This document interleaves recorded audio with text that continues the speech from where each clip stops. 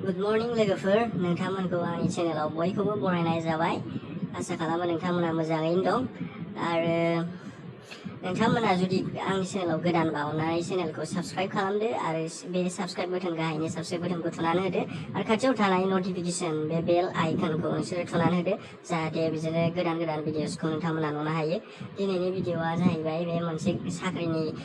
रिक्रुटमेन्टनि मोनसे गोदान निउस लानानै फैदों आं नोंथांमोननिसिम। बे निउसआनो जाहैबाय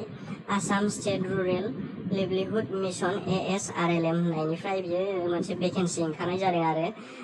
बायदि बायदि भेकेन्सि ओंखारनाय जादों गभर्नमेन्ट अफ आसाम। बेखौ जोङो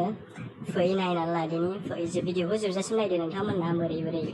मारै खालामो बेखौ जों एप्लाइ खालामो बेखौ जोङो नायनोसै आरो बेनि पस्टफोरखौ जों नायनोसै लोगोफोर।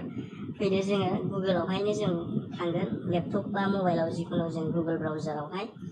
जोङो थुनोसै ASRLM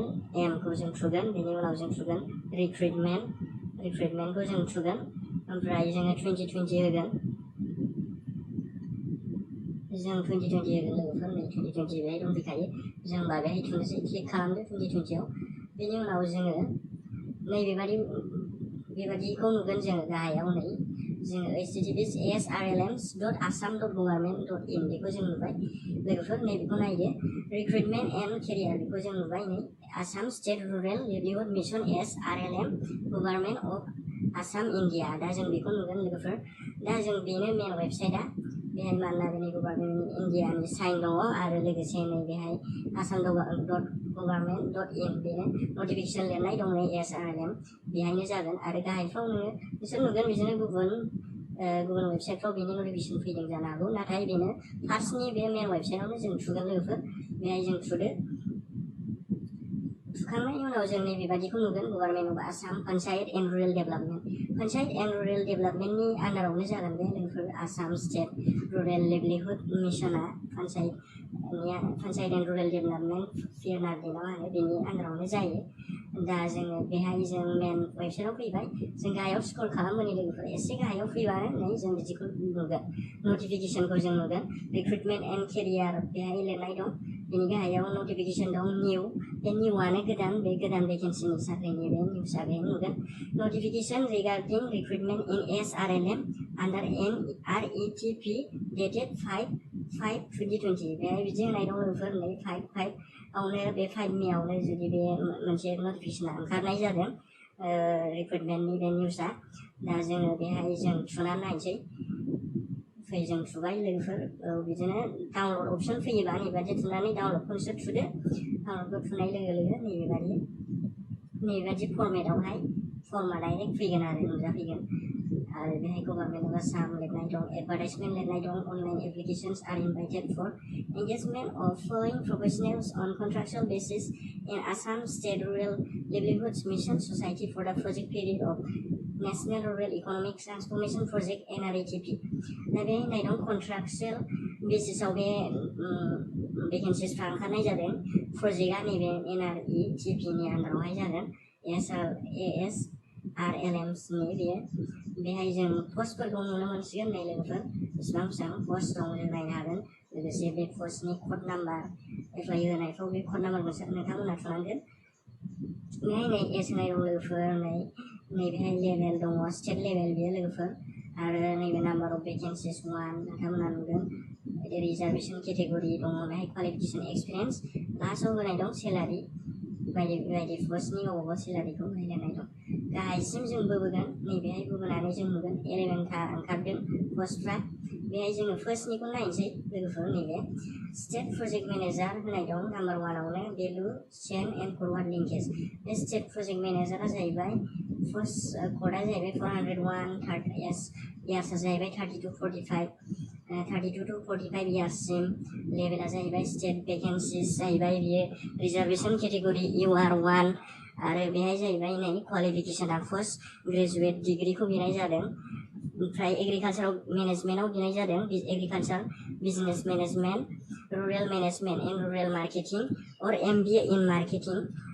MBA आव मार्केटिंबाबो जागोन बा नैबे रुरेल मेनेजमेन्टआवहाय पोस्ट ग्रेजुवेट बा रुरेल मार्केटिंआव candidate with PG in agriculture or veterinary science will be prepared. PG माने एग्रिकालसारावहाय पोस्ट ग्रेजुवेट बा वेटेरिनारिया माने बेहाय एप्लाइ खालामनो हागोन होननाय जादों एक्सपिरियेन्सखौ बिनाय जादों minimum 7 years post qualification experience in handling value chain development market linkage for agricultural produce procurement management marketing and supply of specific agri commodity in large scale माने एक्सपिरियेन्सथ' बिनाय जादों नैबे फार्स्टनि पस्टबा गिदिर पस्ट नालाय एक्सपिरियेन्स बिनाय जादों 7 yearsनि एक्सपिरियेन्स बिनाय जादों बे डेभेलपमेन्ट मार्केटिं एग्रिकालचार प्रडाक्टफोरनि मार्केटिंनि माबायाव आरोखि सेक्टराव दा जों फै बिनि सेलारिखौ नायनानै लानि सेलारिया जोबोद मोजाङै जोबोद बाख्नायजाथाव सेलारि रुपिस 63,000 बे स्टेट प्रजेक्ट मेनेजाराबो आरो मोनसे दंबावो बे आलदा केटेगरियाव बे इन्टारप्राइज प्रमोसन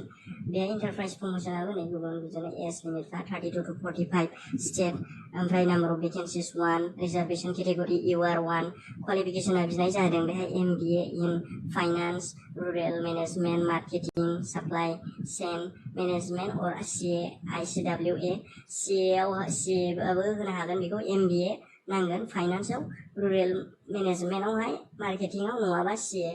बेहायबो मिनिमाम क्वालिफिकेसना मथथे सेमानो होनजायो नैबे एक्सपिरियेन्सआबो बिदिनो 7 years नांगौ जाहैबाय नै माइक्र' इन्टारप्राइजेसआव डेभेलपमेन्ट सेक्टरावहाय कालेक्टिभ्स प्रडिउसार कम्पानिस अर इन प्राइभेट सेक्टरावबो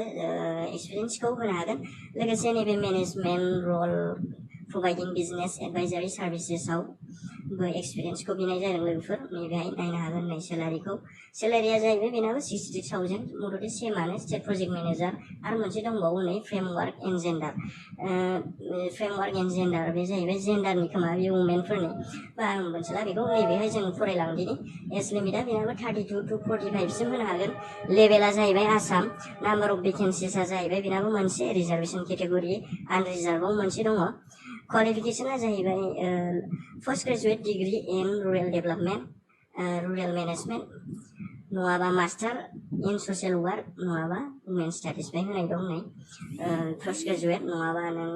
रुरेल मेनेजमेन्ट नङाबा मास्टार इन ससियेल वार्क MSW खौनो होनो आरो वुमेन स्टाडिस गोबाङानो दंसै दा बे मास्टार इन ससियेल वार्कआ नोंथांमोना बेखौ एप्लाइ होनो हागोन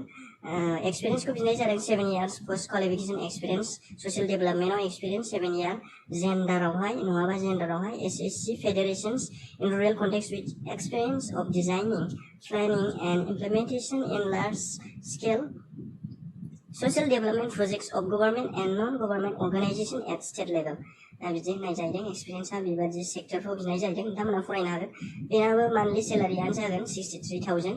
नाथाय बे कन्ट्रेक्चुवेल बेसिस जागोन लोगोफोर बे साख्रिया नाथाय फार्दार एक्सटेन्ड जानो हागौ पार्मानेन्टबो जानो हागौ गोबां साख्रिफ्रा जेरै पार्मानेन्ट जादों बेबायदिनो बे जानो हागौ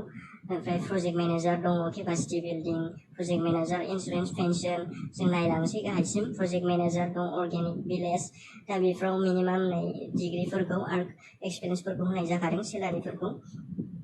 बेनि गाहायावनो बेफोरो प्रजेक्ट मेनेजारफोरखौ नुबाय जों लिभलिहुड्स एन्ड ट्रेनिं केपासिटि खौ होनाय जादों नैबे ट्रेनिं केपासिटियावबो लिभलिहुड्सनियावबो बेहायबो आनरिजार्भ मोनसे बेबो पोस्ट ग्रेजुवेटखौबो सेम बिनाय जादों ओमफ्राय 5 yearsनि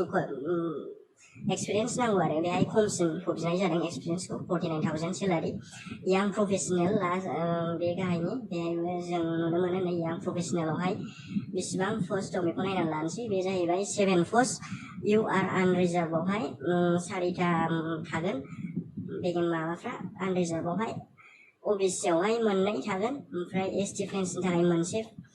खालामनानै दोनदों आरो रिजार्भेसन खालामनानै दोनदों post graduate degree in rural development management post graduate degree rural development मेनेजमेन्टआव नङाबा मास्टार इन ससियेल वार्कआव होनाय जाहैदों 0निफ्राय 2 yearsसिम माने 2 बोसोरसिम आरोखि एक्सपिरियेन्सखौ बिनाय जाहैदों ओमफ्राय बेनि सेलारिया जाहैगोन नै जोंफोर नायना लानो हागोन 25,000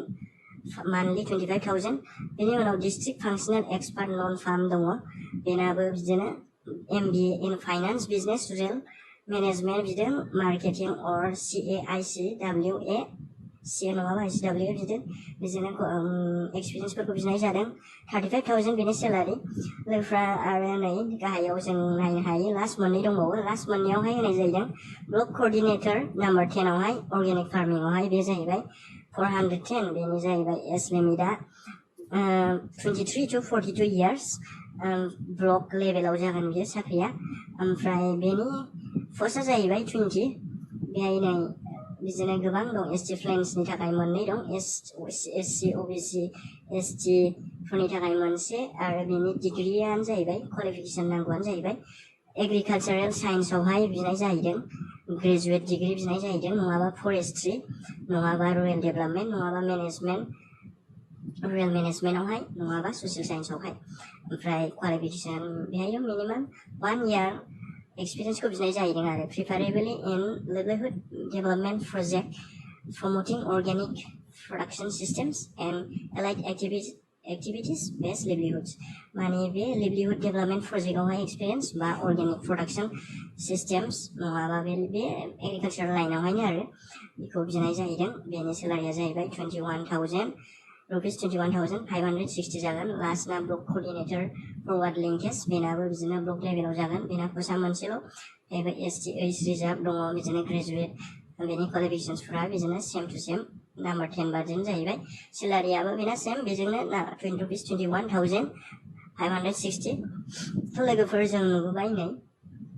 नाम्बार 1 निफ्राय नाम्बार 10 सिम पस्टफोरखौ जों नुबोबाय नैबेहाय सार्कुलारावहाय जों नुबाय डाउनलड खालामनानै नोंथांमोनाबो वेबसाइटआव थांनानै डाउनलड खालामदो एप्लिकेशन्स नैबेहाय जों एप्लिकेशन्सफोरखौ बोरै खालामो बेखौ जों नायनानै लादिनि applications should fill in all relevant portion of the online applicant format candidates need not submit relevant testimonials माने candidatesफोरानो पास सार्टिफिकेट मार्कशीट नैबे होनाय दं ब्रेकेटआव एक्सपिरियेन्स सार्टिफिकेटखौ हरथ'नाङा होननाय जाहैदों एप्लिकेशन माने बे अनलाइन एप्लिकेशन जागोन those who qualify in written test जायफ्रा written testआव क्वालिफाइ जागोन will opt and call for document verification at a later date बिसोरो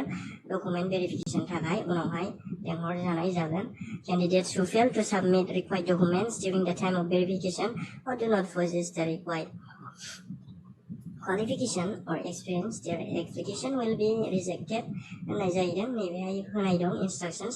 दा बेहाय होनाय जाहैदों जायफ्रा भेरिफिकेशननि टाइमावहाय डकुमेन्टफोरखौ साबमिट खालामनो देखायनो हानाय नङा माने डकुमेन्टफ्रा मिस्टेक जायोबा रिक्वायर्ड नांगौ डकुमेन्टसफोरखौ एक्सपिरियेन्सफोरखौ बिसिना रिजेक्टेड जागोन एप्लिकेशना even if they qualify in written टेस्टआव पास जाबाबो बिसिना रिजेक्ट जागोन आरो बेफोरबायदि डकुमेन्टफोरखौ देखायनो हायाबा आरो बेहाय होदों नो farther communication will be entertain from dam बेदि होनाय जाहैदों candidates are therefore advised to ensure their own eligibility before applying for a particular post बेनो होनाय जादों केन्डिडेटफ्रा गावजोंहाय गावनि डिग्रिजोंहाय मिलायनायफोरखौ नोंथांमोना बयबो लोगोफोरना जुदि डिग्रिफ्रा मिलायबायबा नोंथांमोना होनो हागोन बे जाय मिलायनाय बेफोरावबो नोंथांमोना एप्लाइ होनो हागोन आरो नोंथांमोनाव बेफोर डिग्रिफ्रा दङ जानो हागौ बा नोंथांमोननि सोरबा सिनायनायफोरनावबो थानो जानो हागौ नोंथांमोना बेफोरखौ खिन्थाना होनो हागोन बेफोर लोगोफ्रा नोंसिना एप्लाइ खालामनो हागोन बा नोंबो एप्लाइ होनो हागोन जायनाव बे रिक्वायर्ड डिग्रि नांगौ डिग्रिफ्रा दङ दा जों सेकेन्ड नाम्बारावहाय नुगोन नै candidates should note that for each of the following group of posts she can apply for one post within the group हिसाबै लिरनाय दं स्टेट प्रजेक्ट मेनेजारा ग्रुप 1 आव ओमफ्राय ग्रुप 2 आवहाय पस्टफ्रा बिदिनो बासिजानाय दं आरो प्रजेक्ट मेनेजारा ग्रुप 2 आव गोग्लैदों ओमफ्राय ग्रुप 3 आव गोग्लैदों ब्लक कअर्डिनेटर दा जोङो ग्रुप 3 ग्रुप 2 आवहाय नोंथांमोना नोंसिनि डिग्रिजों होदो जाहाथे नैबे होनाय जाहैदों नोंथांमोना ग्रुप 1 आवहाय जुदि स्टेट प्रजेक्ट मेनेजाराव मोननै केटेगरियाव होनो सानदों बा नोंथांमोना होनो हानाय नङा स्टेट प्रजेक्ट मेनेजार नोंथांमोना मोनसेल' बासिनानै होनो हागोन ग्रुप 2 आवबा नोंथांमोना आरो मोनसे एप्लाइ खालामनो हाबावगोन बिदिनो थख' नोंथांमोना एप्लाइ होनो हागोन दा बेहाय होदों नाम्बार 3 आवहाय दा लिंक फर अनलाइन एप्लिकेशन इज http://asrlms.com होनाय जाहैदों बेनो अफिसियेल वेबसाइटआ एप्लिकेशन खालामनो थाखाय एप्लाइ खालामनो थाखाय नोंथांमोना बेखौ दाबाव नैबे नाम्बार 3 आवहाय लिरनाय दं बे एक्टिभ थागोन नोंथांमोना फरायनो हागोन नै लोगोफोर 10 AM निफ्राय 10 AM फुंनिफ्राय बियो थागोन 11 मे 2020 फ्राय स्टार्ट जागोन बियो एक्टिभ जागोन 11 मे निफ्राय 11 थारिखनिफ्राय माने स्टार्ट जाखाबायानो मैयानो ओमफ्राय बियो एक्टिभ थागोन गाबोनथ' नङा सरि नैबे 11:59 PM सिम थागोन बियो मोनानि 12थासिम बे थागोन जुननि 11 थारिखसिम होमबाथ' गोबां टाइमानो दं लोगोफोर नोंथांमोना एप्लाइ खालामनो हागोन टेनसन लानो नाङा लासैनो गोबां एप्लाइ खालामनो हागोन No communication in respect of submission of online application will be entertained once the submission is over. Mode of the application is online only. Be application online lo jano haगोन offline नङा. बेखौ होनाय दं. Cut off. Number 4 आव दङ cut off date for the purpose of qualification of age and experience shall be 1/4/2020 1 April 2020 बेनि डेटआ नोंथांमोना दिनैसिम बेसेबां एज जागोन बेखौ नोंथांमोना एप्रिल मासनि 1 तारिखसिमावहाय नोंथाङा बेसेबां एज जागोन बेखौ नोंथांमोना एप्लिकेशनाव होनांगोन दा नाम्बार 5 आव दं रिलेक्सेसन दङ जोंनि एजनि थाखाय आरोखि SC केन्डिडेट्सफोरनि थाखाय 5 years रिलेक्सेसन दं OBC PWD केन्डिडेट्सफोरनि थाखाय 3 years रिलेक्सेसन ओमफ्राय नाम्बार 6 आव दं दा shortlisted candidates after written test may have to appear for group discussion computer proficiency test and personal interview दा बिदि होनाय दङ नोंथांमोना माने सेलेक्ट जायोबा shortlisted जायोबा बिदिनो computer proficiency test बा personal interview नि थाखाय लिंहरनाय जागोन ओमफ्राय बेनि उनाव दङ नै personal interview as test decided by the बे डिसाइड खालामनाय जागोन स्टेट मिशन डाइरेक्टरा डिसाइड खालामगोन बेखौ गासिबो इन्टारभिउफोरखौ फै नाम्बार 7 आव जों नायदिनि लोगोफोर There will be no minimum qualifying marks in the written test बेहाय minimum qualify खालामनाय marks थानाय नङा pass mark however 5 candidates in order of merit will be called for group discussion computer proficiency test personal interview however माने मेरिटनि हिसाबै group डिस्कासननि थाखाय लांनाय जागोन टेस्टनि थाखाय कम्पिउटार प्रफिशिएन्सि टेस्ट बा पार्सनेल इन्टारभिउनि थाखाय बिसोरखौ लेंहरनाय जागोन आरो केन्डिडेट्सफोरखौ ओमफ्राय बिदिनो 8 नाम्बाराव दङ नै केन्डिडेट्स willing to apply for one post बेफोरखौ होनाय दङ नोंथांमोना नायनो हागोन नैबे भिडिअआवनो आरो नोंथांमोना जेब्ला एप्लाइ खालामगोन नोंथांमोना बेफोरखौ फरायजोबनो हागोन आरो दा बेहायनो बिदिनो नाम्बार 15 सिम गाइडलाइन्सफोर दङ एसेनोसै बे सार्कुलारावहाय बे 15 नाम्बारसिमल' दङ जाहैबाय लोगोफोर नोंथांमोना नायनानै मोजाङै एप्लाइ खालामनो हागोन आरो बेयो जोबोद मोजां खाबु आरोबाव बे आसाम स्टेटआवनो बे साख्रिया ओंखारनाय जादों नोंथांमोननि क्वालिफिकेसनसफ्रा मिलायोबा नोंथांमोना बेखौ एप्लाइ खालामनो हागोन लोगोफोर आरो भिडिअखौ नोंथांमोना नायनानै मोजां मोनदोंबा अननानै नोंथांमोना बे चेनेलखौ साबस्क्राइब खालामदाबाव आरो जाहाथे आरो नेक्स्ट भिडिअ बे रिक्रुइटमेन्टनि भिडिअसफोरखौ नोंथांमोना टाइमाव नुबाय थानो हानाय बादि टाइम टु टाइम नुबाय थानो हानाय बादि आरो नोंथांमोना भिडिअखौ नायलांदोंबा चेनेलखौ साबस्क्राइब खालामदो आरो लाइक बाटनखौ थुनानै गालांदो लोगोफोर आं फिन फैबावगोन बिदिनो नेक्स्ट भिडिअआवहाय बिदिनो रिक्रुइटमेन्टनि निउस लानानै बे आसाम स्टेटनि रिक्रुइटमेन्टनि लानानै लोगोफोर